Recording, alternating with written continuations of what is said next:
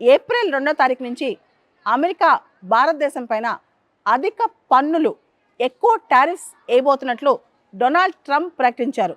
మార్చి 4వ తారీఖున అమెరికన్ కాంగ్రెస్లో ట్రంప్ మాట్లాడుతూ ఇండియా మీద కూడా ఏప్రిల్ 2వ తారీఖు నుంచి టారిఫ్స్ పడబోతున్నాయని చెప్పారు.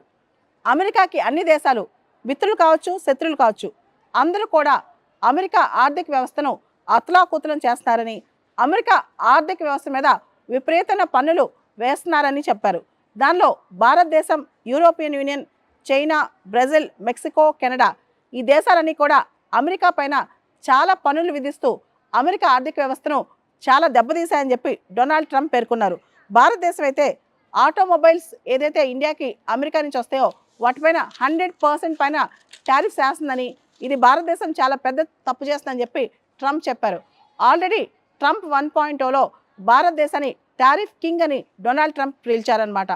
ఎవరైతే అమెరికా చుట్టుపక్కల ట్రేడ్ చేసే దేశాలు ఉన్నారో, అమెరికాతో ఎక్కువ వాణిజ్యం చేసే దేశాలు ఉన్నాయో, కెనడా కావచ్చు, మెక్సికో కావచ్చు, తర్వాత యూరోప్ కావచ్చు, చైనా కావచ్చు, భారతదేశం కూడా, ఈ దేశాలన్నీ కూడా అన్ఫేర్ ట్రేడ్ ప్రాక్టీసెస్ ఫాలో అవుతున్నాయని, అమెరికా పైన చాలా హై టారిఫ్స్ విధిస్తున్నాయని చెప్పారనమాట.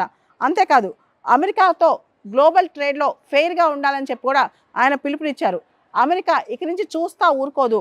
చాలా డికేడ్స్ నుంచి, చాలా దశాబ్దాల నుంచి అమెరికాని ఎక్స్ప్లాయిట్ చేశారు, అమెరికా పైన విపరీతమైన టారిఫ్లు వేశారు. కాబట్టి అమెరికా ఇంకా సహించబోదని చెప్పి డొనాల్డ్ ట్రంప్ చెప్పడం జరిగిందనమాట. అమెరికా ఏ దేశాలైతే తమ పైన అడ్వాంటేజ్ తీసుకున్నాయో, ఏ దేశాలైతే ఇప్పటి వరకు అమెరికా పైన చాలా ఎక్కువ టారిఫ్స్ వేసాయో ఆ దేశాలు గుణపాఠం చెప్తానని, అమెరికా కూడా టారిఫ్లు పెంచేస్తుందని చెప్పి డొనాల్డ్ ట్రంప్ ప్రకటించారు. చైనా అయితే అమెరికా ఎంత ట్యాక్స్ వేస్తుందో దానిపైన డబుల్ ట్యాక్స్ వేస్తుందని చెప్తున్నారు. అంతేకాదు డొనాల్డ్ ట్రంప్ కథనం ప్రకారం సౌత్ కొరియా అయితే యుఎస్ సౌత్ కొరియాకి చాలా సపోర్ట్ చేస్తుంది, మిలిటరీ అసిస్టెన్స్ చాలా ఇస్తుంది సౌత్ కొరియాకి.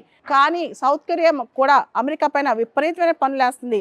అమెరికా వేసే పనులకైనా 4 ఇంతలు ఎక్కువ సౌత్ కొరియా అమెరికన్ గూడ్స్ మీద వేస్తుంది. కాబట్టి మేము ఏ దేశాన్ని సహించాం, మా ఫ్రెండ్స్ని సహించాం, మా ఎనిమీస్ని సహించాం, ఎవరిని సహించాం అని చెప్పి డొనాల్డ్ ట్రంప్ కాంగ్రెస్లో ప్రకటించారు. ఏప్రిల్ 2వ తారీఖు నుంచి అమెరికా విపరీతమైన రెసిప్రోకల్ ట్యాక్సెస్ వేస్తుంది, ట్యాక్స్లు ఎక్కడా వదలదని చెప్పి చెప్తున్నారు. అంతేకాదు నాన్ మానిటరీ టారిఫ్స్, ఏదైతే ట్రేడ్ బ్యారియర్స్ ఉన్నాయో, డబ్బులకు సంబంధం లేని ట్రేడ్ బ్యారియర్స్ ఏదైతే అమెరికా ట్రేడ్ని రిస్ట్రిక్ట్ చేస్తున్నాయో అలాంటి వాటి విషయంలో కూడా అమెరికా ఇతర దేశాలకు బుద్ధి చెప్పబోతుంది. అమెరికా టారిఫ్స్ బాగా పెంచేస్తుంది. టారిఫ్ ట్రేడ్ బ్యారియర్సే కాదు, నాన్ మానిటరీ టారిఫ్స్ విషయంలో కూడా అమెరికా స్ట్రిక్ట్గా ఉండబోతుందని చెప్తున్నారనమాట. మనందరూ తెలుసు ఇండియా అమెరికా ప్రస్తుతం బైలేటరల్ ట్రేడ్ $130 బిలియన్ అనమాట. అయితే US exports to India, US నుంచి ఇండియాకు వచ్చే ఎక్స్పోర్ట్స్ కేవలం $42 బిలియన్. ఇండియా యుఎస్కి అమ్మేవి, Indian exports to US $88 billion. అంటే ఇండియాకి ట్రేడ్ అడ్వాంటేజ్ ఉంది, ట్రేడ్ సర్ప్లస్ ఉంది అమెరికాతో. అయితే అమెరికా ఇప్పుడు దీన్ని తీసేయాలని ట్రై చేస్తుంది. ఏ దేశంతో అయితే అమెరికా ట్రేడ్ డెఫిసిట్ ఫేస్ చేస్తుందో, ఏ దేశం అయితే అమెరికాకి ఎక్కువ అమ్మి అమెరికా నుంచి తక్కువ కొనుక్కుంటుందో ఆ దేశాలకు గట్టిగా గుణపాఠం చెప్పాలని, బుద్ధి చెప్పాలని చెప్పి డొనాల్డ్ ట్రంప్ ఇప్పుడు అనుకుంటున్నారు. అమెరికా కనుక ఏప్రిల్ 2వ తారీఖు నుంచి ఇండియా మీద ఎక్కువ టారిఫ్స్ పెంచితే దాదాపు $17 బిలియన్, $17 బిలియన్ టారిఫ్స్ ఇండియా పైన భారం పడనుంది. అంతేకాదు మనం కనుక గమనిస్తే, అంటే యూఎస్తో ఎవరైతే ట్రేడ్ చేస్తారో, చైనాతో అయితే $295 బిలియన్ ట్రేడ్ డెఫిసిట్ ఉంది అమెరికాకి, మెక్సికోకి $171 బిలియన్ ట్రేడ్ డెఫిసిట్ ఉంది అమెరికాకి, కెనడాతో $60 బిలియన్ ట్రేడ్ డెఫిసిట్, ఇండియాతో $45 బిలియన్ ట్రేడ్ డెఫిసిట్. అమెరికా వీటన్నిటికీ కూడా సమాధానం చెప్పాలనుకుంటుంది. అంతేకాదు అమెరికా ఇక్కడి నుంచి ఇలాంటి ట్రేడ్ డెఫిసిట్స్ అస్సలు సహించబోనని చెప్పేసింది. ఇప్పుడు కెనడా ఏం చేసిందంటే, అమెరికా కెనడా పైన టారిఫ్స్ వేస్తే కెనడా 25% రెసిప్రోకల్ టారిఫ్స్ అమెరికా మీద వేసింది. అంతేకాదు అమెరికాకి సంబంధించి కెనడా వరల్డ్ ట్రేడ్ ఆర్గనైజేషన్కి వెళ్తుందంట, అమెరికా పైన కేసు వేస్తుందంట. అంతేకాదు కెనడా ఎకానమీని దెబ్బతీయడానికి అమెరికా ఈ పన్నాగం పన్నిందని చెప్పి Canadian prime minister Justin Trudeau చెప్పారు. మెక్సికో కూడా అమెరికా పైన టారిఫ్స్ ప్రకటించబోతోంది. చైనా కూడా అమెరికా పైన 10 to 15% అడిషనల్ రెసిప్రోకల్ టారిఫ్స్ ప్రకటించేసింది. ఇలా చాలా దేశాలు టారిఫ్స్ అమెరికా పైన ప్రకటిస్తున్నాయి.